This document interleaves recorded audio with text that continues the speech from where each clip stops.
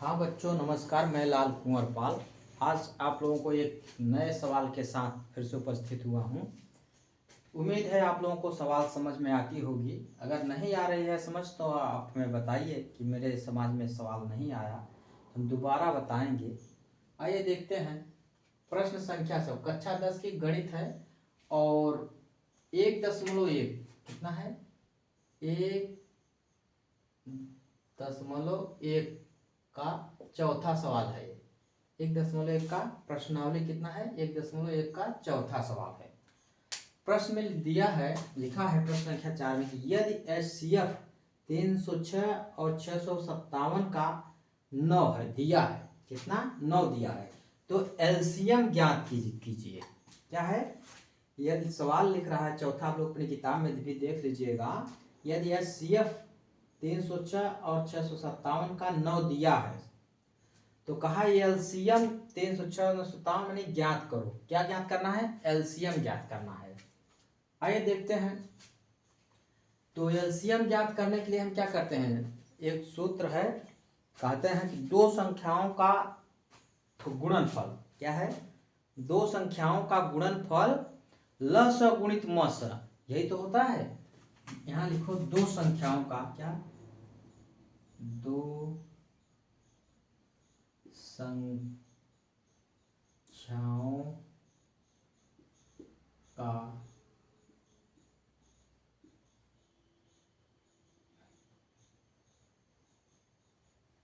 गुणनफल, दो संख्याओं का गुणनफल बराबर होता है एलसीएम गुणित HCF। यही होता है, दो संख्याओं का गुणनफल बराबर एलसीएम गुणित HCF। तो हमारे पास दिया है दो संख्याएं 306 और 657, यही दो संख्याएं हैं। तो दिया है, क्या दिया है, दो संख्याएं दिया है। क्या संख्याएं, क्या है, दो दिया है।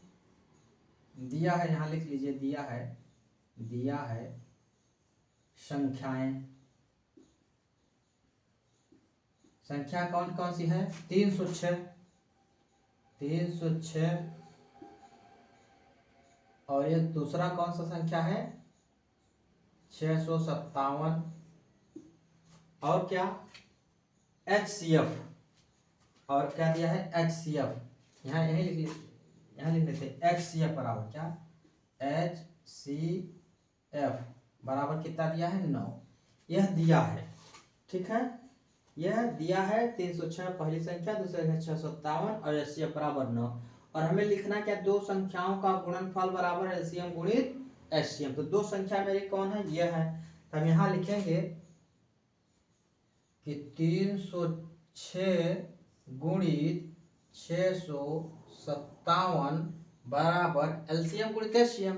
तो एलसीएम में तो कुछ पता नहीं, ज्ञात करना है। तो यहाँ लिखेंगे एलसीएम और गुणित आगे लिख देंगे 9, ये 9, क्योंकि दिया है HCF, क्या दिया है, HCF की तो 9, तो HCF की जगह पे हम 9 लिख देंगे। अब हम क्या करेंगे, इसको इस तरफ लिख लेंगे, क्योंकि इसको उस तरफ ले जाना है, इसको इस तरफ ले जाना, पक्षांतर, तो इधर लिख देंगे हम LCM गुणित 9 बराबर 306 गुणित 657, ठीक है। अब हम क्या करेंगे, इसको, इसके 9 इधर गुणा में, इधर कर देंगे भाग में, हो जाएगा। फिर आगे लिखेंगे LCM बराबर 306 गुणित 657 अब बटे 9। अब हम क्या करेंगे, इस 9 का इसमें भाग देंगे, चाहे इसमें दे देंगे, इसमें देंगे। चलिए इसमें देते हैं, 9 एक का 9, अब 9 त्रिक 27, 9 त्रिक 27, 3 बार गया, 9 त्रिक 27, 3 बार गया, और यहाँ 27 3 30 बचा और 6 36 और 9 चौक 36 यानी 34 आया, ये कट गया। अब हमारा क्या हुआ, यहाँ लिखेंगे हम कि 34 गुणित 657, यही तो है। तब यहाँ लिख लेंगे LCM बराबर, आ रहा है कि नहीं कैमरे में।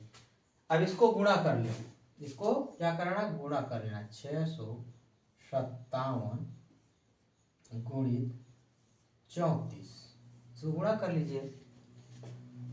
7 चौक 28, कहीं 8 हासिल लगा दो, आज 5 चौक 20 2 22, कहीं 2 हासिल लगा दो, 6 चौक 24 2 26 और 7 त्रिक 21, कहीं 1 हासिल लगा दो, 5 3 15 2 17, कहीं 7 हासिल लगा 1 और 6 त्रिक 18 1 19, 8 3 और ये 7 है ना, 6 है ना, 7 6 13, 7 6 13 कहीं 3 और 9 2 11 1 12, कहीं 2 हासिल लगा 1 1 1 2, 22,338। इसका एलसीएम कितना होगा, 22,338।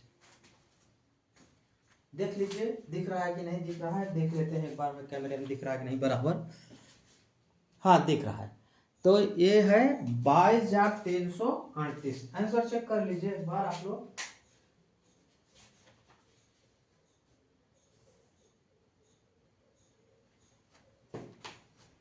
तो ये है, लगा लीजिए 22,338 इसका एलसीएम आया है। अब चाहे ये मिटा दो, ये तो रफ का काम, ये है आपका रफ, इतना रफ है, ये है, ये नोट कर लो आप लोग एक बार देख लीजिए। प्रश्न कह रहा है यदि एचसीएफ बराबर 9 दिया है और एलसीएम ज्ञात करो और दो संख्याओं को दिया है, क्योंकि ये 306 और 657 का एचसीएफ है 9, इसलिए दो संख्याएं दिया है और सूत्र इसका कहता है कि दो संख्याओं का गुणनफल बराबर एलसीएम गुणित एचसीएम। दो संख्याओं का गुणनफल बराबर एलसीएम गुणित एचसीएम, यानी कि जो एलसीएम का गुणा होगा उतना ही अपना जो दो संख्या है उनका उतना ही बराबर बराबर होगा। तो हम दिया है तो हम यहाँ क्या करें, लिख लिए ये दो संख्याएं थी तो 306 गुणित 657 बराबर एलसीएम गुणित 9। एलसीएम दिया नहीं है और ये एचसीएफ 9 है तो एचसीएफ की जगह 9 लिख दिया।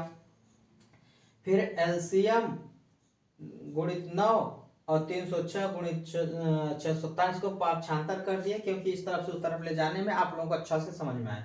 यहाँ लिख देंगे एलसीएम बराबर 306 गुणित 657, 9 का इसमें भाग दे दिए, 34 बार गया, 34 का फिर इसमें गुणा कर दिए, यहाँ लिख दिए 34 गुणित 657, गुणा करके आया एलसीएम बराबर 22,338।